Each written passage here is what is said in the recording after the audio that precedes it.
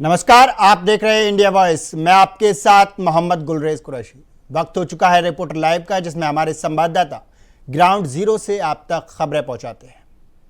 Samajwadi party के राष्ट्रीय अध्यक्ष अखिलेश यादव ने बीजेपी सरकार पर तीखा हमला करते हुए कहा कि 2027 में बीजेपी को केंद्र की सत्ता से बाहर करने का समय आ गया है।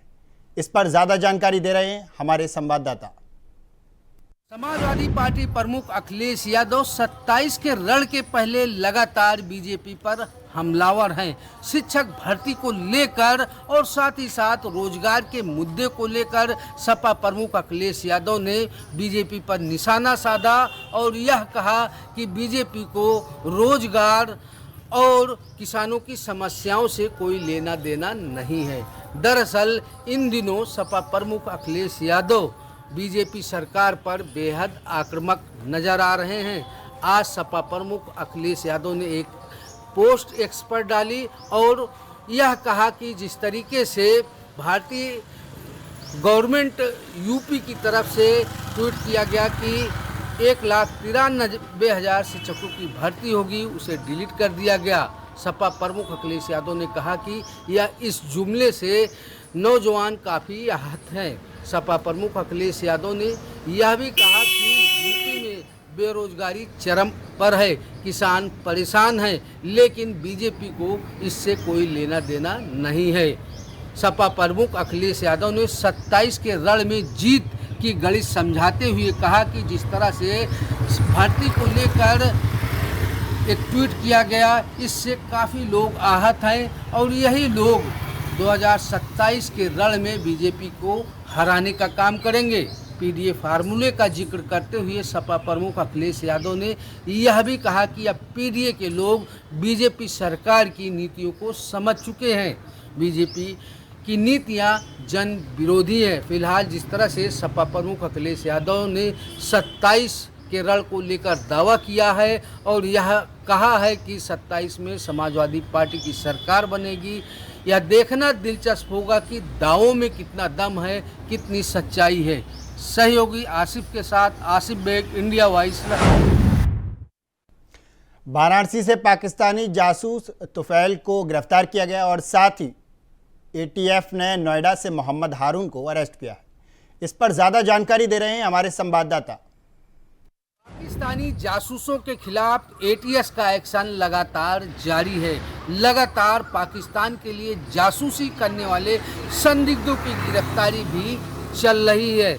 आज वाराणसी से पाकिस्तान के लिए जासूसी करने वाले तुफैल को गिरफ्तार किया गया, तो नोएडा से भी एटीएस को बड़ी सफलता हाथ लगी।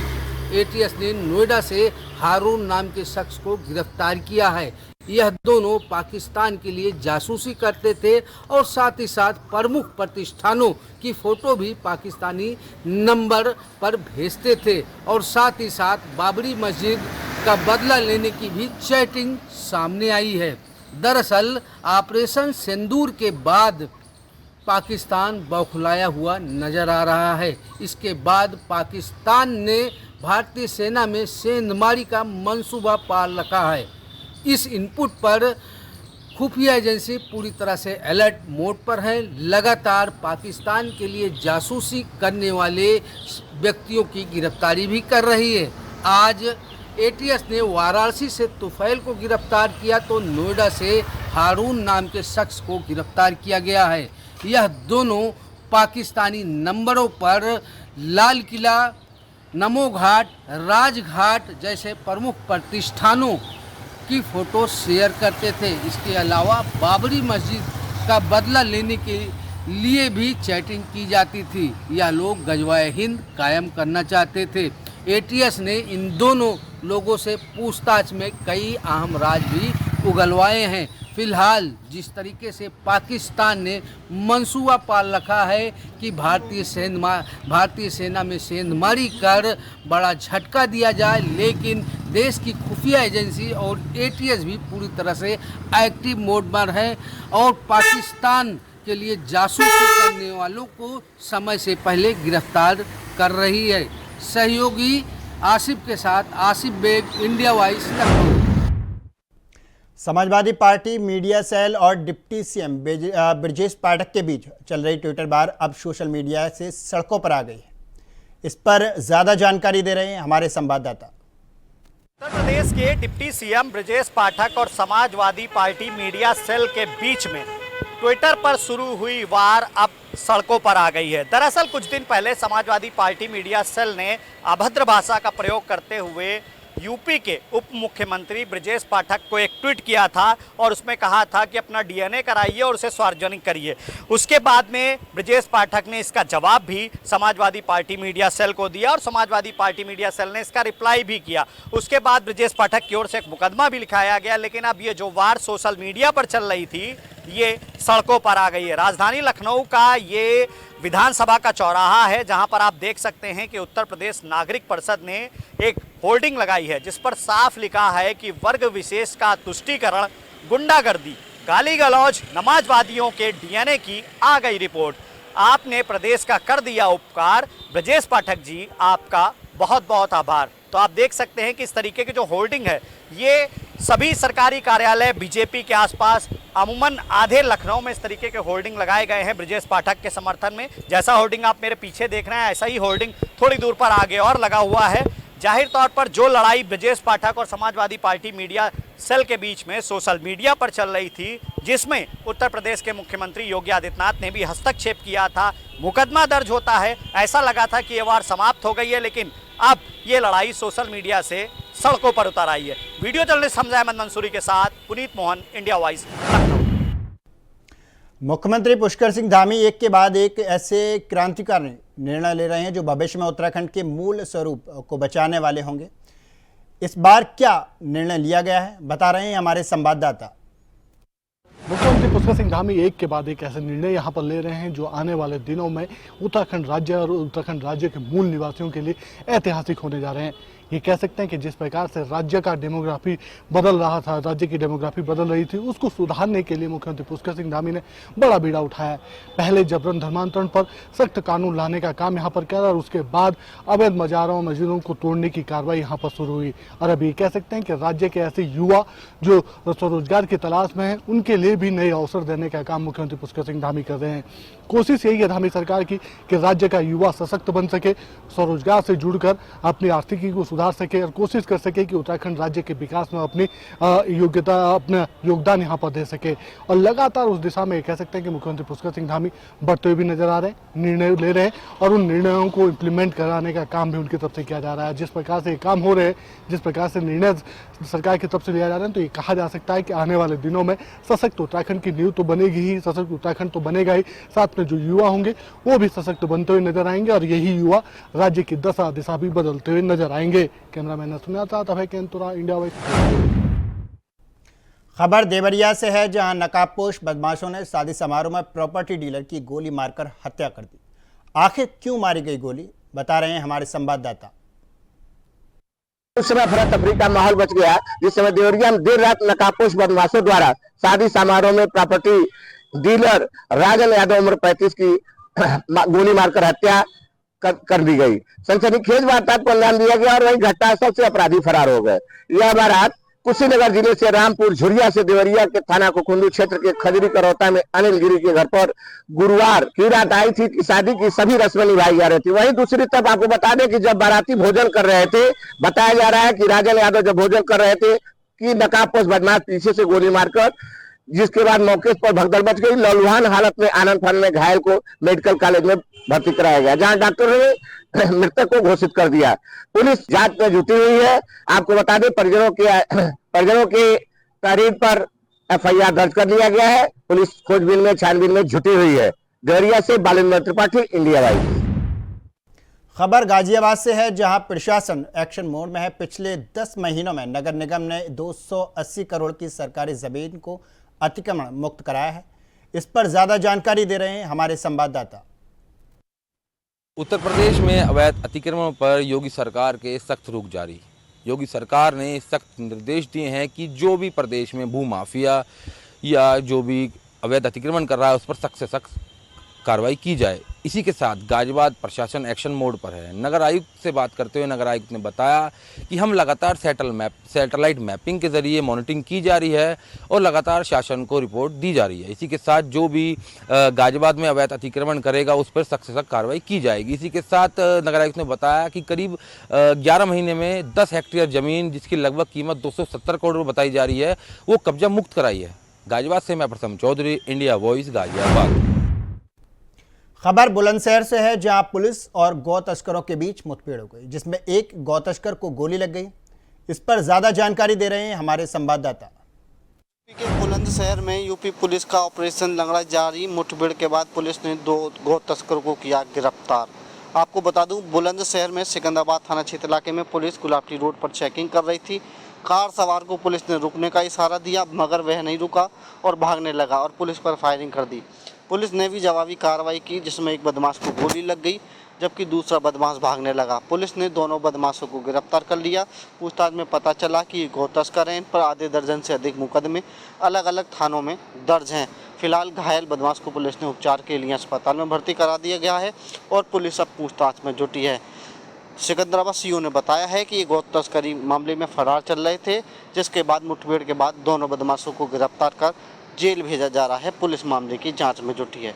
Varun Sharma, India voice, Bulandshahr. खबर सिद्धार्थनगर से है, जहां शादी समारोह से बाइक से लौट रहे चाचा और भतीजे को ट्रक ने रौंद दिया, जिसमें दोनों की मौके पर ही मौत हो गई। इस पर ज्यादा जानकारी दे रहे हैं हमारे संवाददाता। सिद्धार्थनगर जिले के डुमरियागंज थाना क्षेत्र के करहिया के पास शादी समारोह से घर लौट रहे चाचा भतीजे को ट्रक ने रौंदा। मौके पर दोनों की मौत हो गई।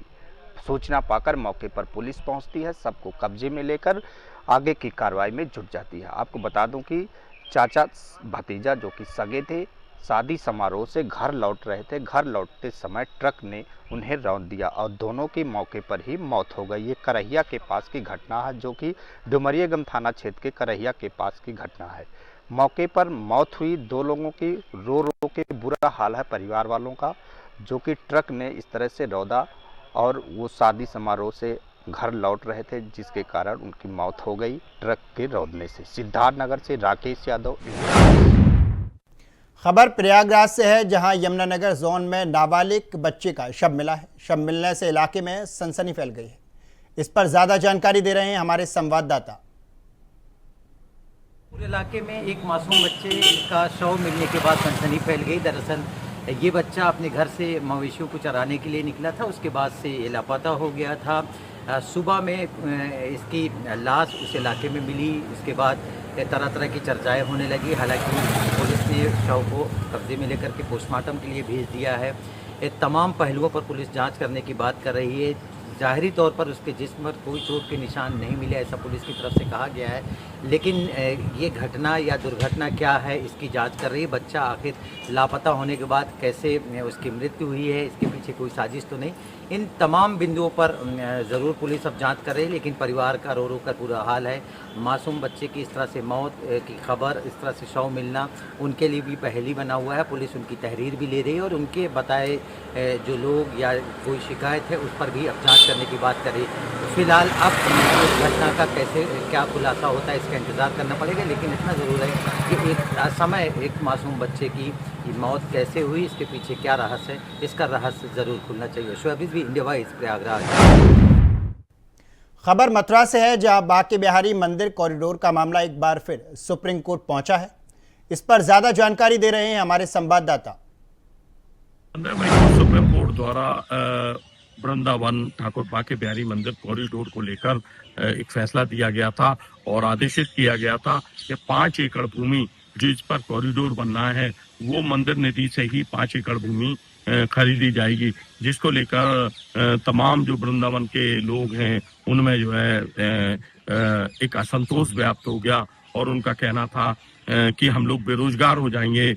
उसी को लेकर जो है देवेंद्र नाथ गोस्वामी जो वृंदावन के निवासी, उन्होंने एक याचिका दाखिल करी सुप्रीम कोर्ट में और उन्होंने इस आदेश को संशोधित करने की सुप्रीम कोर्ट से उन्होंने मांग करी है।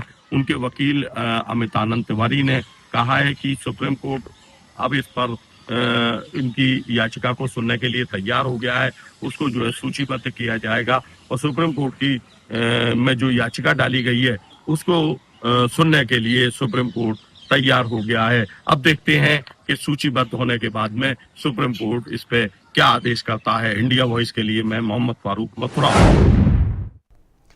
सरकार का सपना गरीब का अपना घर, अच्छी सड़क, स्वच्छ पानी और जिससे गांव में ग्रामीणों का जीवन सुगम हो, लेकिन जिले के जिम्मेदारों की लापरवाही के चलते काम सही से पूरा नहीं हो पाता। और इस पर ज्यादा जानकारी दे रहे हैं हमारे संवाददाता। भ्रष्टाचारियों के लिए सेफ जोन बना कानपुर देहात। आपको बता दें, पूरा मामला संदलपुर विकासखंड के गांव अंतापुर का है, जहां पर सरकार की हर योजना को भ्रष्टाचार की भेंट चढ़ाकर अपनी स्वयं की जेबें गर्म की जा रही हैं। अब योजना में चाहे आवास योजना हो, सड़क या शुद्ध पानी की बात हो, ग्रामीणों ने आरोप लगाते हुए बताया कि मनरेगा के मजदूरों को मजदूरी तक नहीं मिल रही है।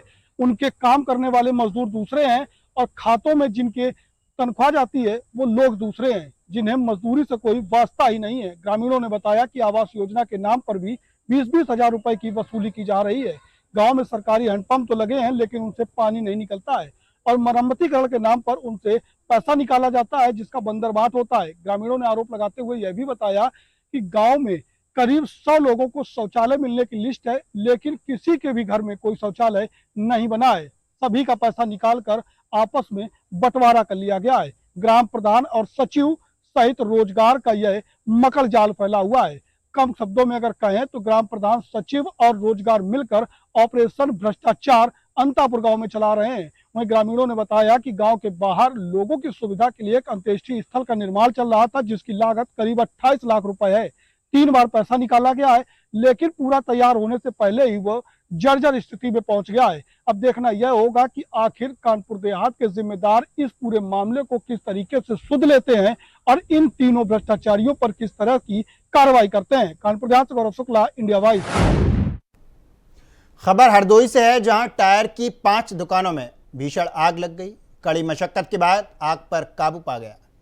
आखिर आग कैसे लगी, बता रहे हैं हमारे संवाददाता। हरदोई में कल देर रात टायर की दुकानों पर भीषण आग लग गई। आपको बता दें कि यहाँ पे जो सैनिक टायर है और दीक्षित टायर्स की दुकानों में आग लगी। लगभग उसके आसपास 2-3 दुकानें और थी, वो भी जलकर राख हो गई हैं। आपको दिखा सकते हैं हम यहाँ पे कि देखिए ये टायर की दुकान है, यहाँ पे आग लगी थी, जो बाहर देखिए शटर तक इनका जलकर राख हो गया था। तो कहीं ना कहीं देखा जा रहा है कि अभी आग का कारण पता नहीं चला है। जो आग लगी है वो उसका अभी कारण नहीं पता चला है। हालांकि जो कल रात में जो राहगीर निकल रहे थे, उन्होंने फायर ब्रिगेड को व पुलिस को सूचना दी। मौके पर जो फायर ब्रिगेड पहुंची है, उन्होंने आग पर काबू पाया था अभी तक, लेकिन ये नहीं पता चल पा रहा है कि आग लगने का कारण क्या था।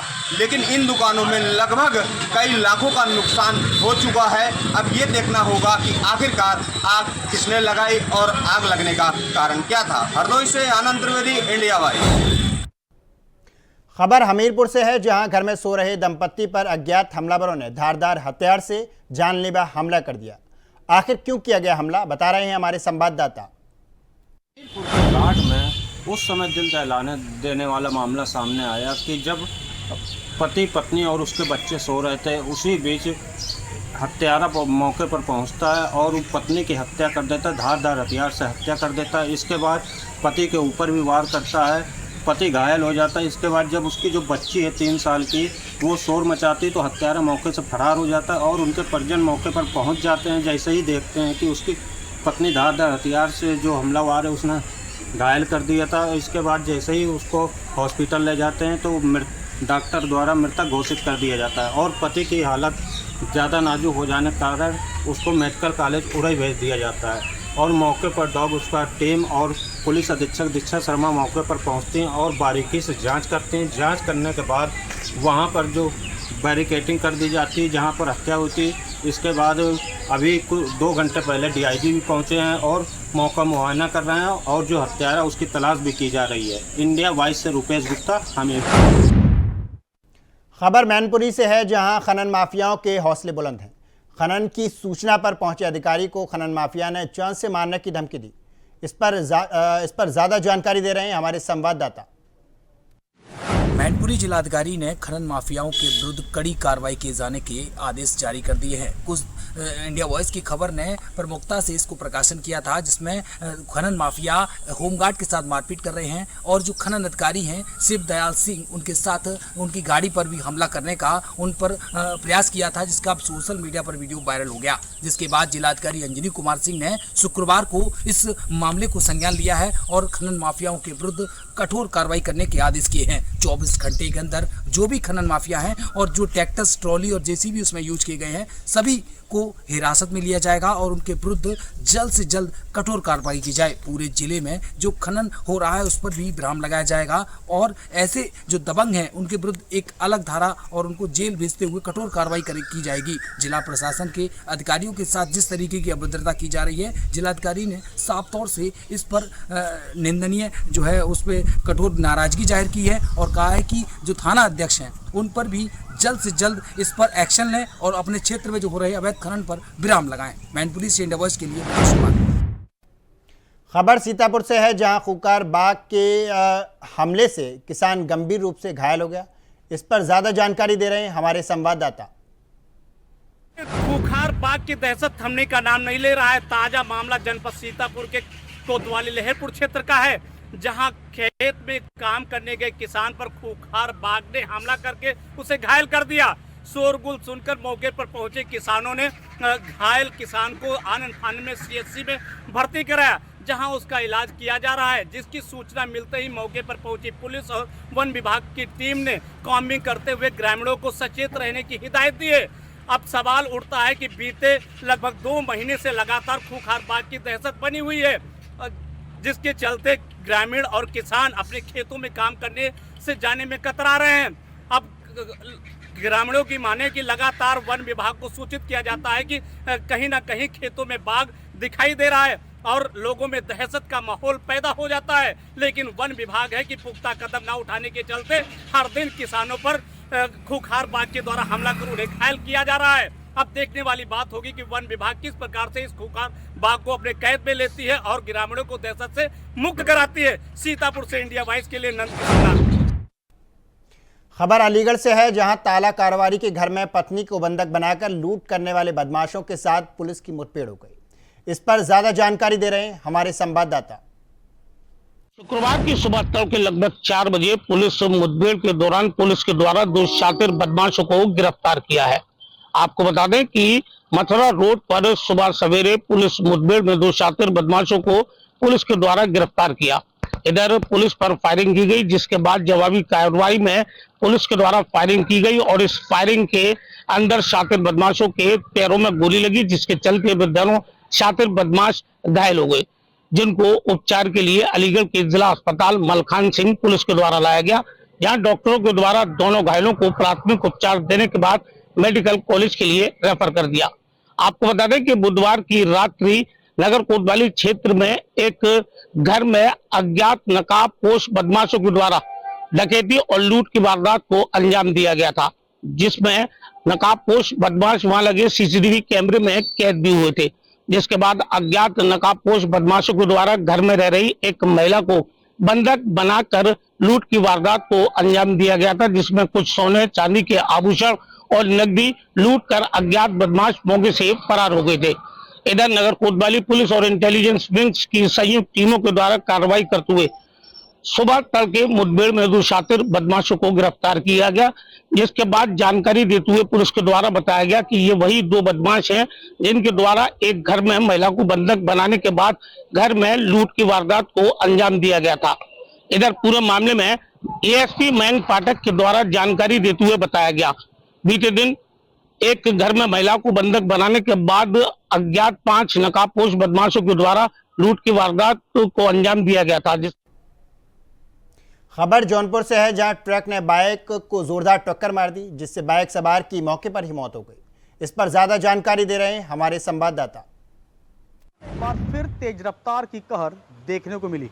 तेज रफ्तार ट्रक ने बाइक सवार 2 युवक को टक्कर मार दी। घटना में दोनों बाइक सवार युवक की मौत हो गई। वहीं घटना के बाद मृतक के परिवार में कोहराम मच गया। वहीं घटना की जानकारी मिलते ही पुलिस मौके पर पहुंची, दोनों शव को पोस्टमार्टम भेज मामले की जांच पड़ताल में जुट गई है। हादसा के बाद ट्रक चालक ट्रक छोड़कर मौके से फरार हो गया। पूरा मामला जो है मछलीशहर थाना क्षेत्र के रायबरेली रोड का बताया जा रहा है। दोनों मृतक जनपद जौनपुर के मीरगंज थाना क्षेत्र के रहने वाले बताए जा रहे हैं। हालांकि पुलिस मौके पहुंची है, ट्रक को कब्जे में लेकर जांच पड़ताल में जुट गई है। ट्रक पर कोल्ड ड्रिंक लदी हुई थी। ट्रक जो है जौनपुर के मछलीशहर से होते हुए रायबरेली जा रही थी। हालांकि अब देखने वाली बात होगी पुलिस ट्रक चालक को गिरफ्तार करने में कितना समय लगाती है। जौनपुर से विवेक कुमार, इंडिया वॉइस। खबर महाराजगंज से है, जहां भारत नेपाल की सीमा से एक बड़ी साजिश का पर्दाफाश हुआ है। क्या थी साजिश, बता रहे हैं हमारे संवाददाता। पहलगाम में हुए आतंकी हमले के बाद भारतीय सेना ने ऑपरेशन सिंदूर चलाकर पाकिस्तान में आतंकी ठिकानों को नष्ट किया था। वही भारतीय सेना की इस कार्रवाई के बाद पाकिस्तान बौखला गया है और लगातार भारत के खिलाफ साजिशें रच रहा है। भारतीय सुरक्षा एजेंसियों को एक इनपुट मिला है कि पाकिस्तान और बांग्लादेश की तरफ से नेपाल के रास्ते भारत में 35 से 37 आतंकी घुसपैठ के प्रयास में है। वही सुरक्षा एजेंसियों को इनपुट मिलने के बाद सुरक्षा एजेंसियों ने बॉर्डर पर हाई अलर्ट जारी कर दिया है और चौकसी बढ़ा दी है। वही बात करें महाराजगंज की, तो महाराजगंज जिले के सोनौली, ठूठीबारी समेत सीमावर्ती क्षेत्रों में पुलिस, एसएसबी और पीएससी के जवान लगातार गश्त कर रहे हैं और सीमा पार आने जाने वाले हर व्यक्ति की गहन तलाशी ले रहे हैं। इसके साथ ही वैध दस्तावेजों के मिलने के बाद ही भारत में प्रवेश दिया जा रहा है। भारतीय सुरक्षा एजेंसियां हर आतंकी गतिविधि का मुंह तोड़ जवाब देने के लिए तैयार है। इंडिया वॉइस से महाराजगंज से जयसवाल। खबर अलीगढ़ से है, जहां सपा नेताओं के साथ लोगों ने नगर आयुक्त का घेराव किया। आखिर क्यों किया घेराव, बता रहे हैं हमारे संवाददाता। भीषण गर्मी और टेम्परेचर 40 के पार, जिसके बाद समूचे अलीगढ़ नगर में पानी की किल्लत से क्षेत्रीय लोग जूझ रहे हैं। जिसके उपरांत क्षेत्रीय लोगों के द्वारा, महिला और पुरुषों के द्वारा नगर निगम का आज घेराव करते हुए नगर आयुक्त से कार्रवाई की और समाधान की मांग की है। आपको बता दें, पूरे महानगर अलीगढ़ में लगभग 21 वार्ड ऐसे हैं जहां लगभग 2 महीने से लोग पानी की किल्लत से जूझ रहे हैं। जिसके उपरांत क्षेत्रीय महिलाओं और पुरुषों का आरोप है कि लगातार अधिकारियों से उनके द्वारा शिकायत की जा रही है, लेकिन मामले में उसका कोई हल निकलता हुआ नजर नहीं आ रहा, जिसके चलते क्षेत्रीय लोग पानी की एक एक बूंद से परेशान नजर आ रहे हैं। जिसके बाद परेशान क्षेत्रीय लोगों ने समाजवादी पार्टी के नेताओं और कार्यकर्ताओं के साथ मिलकर नगर निगम पहुंचकर नगर निगम को घेरने का काम किया। रिपोर्टर लाइव में फिलहाल के लिए बस इतना ही। देश दुनिया की तमाम खबरों के लिए देखते रहिए इंडिया वॉइस।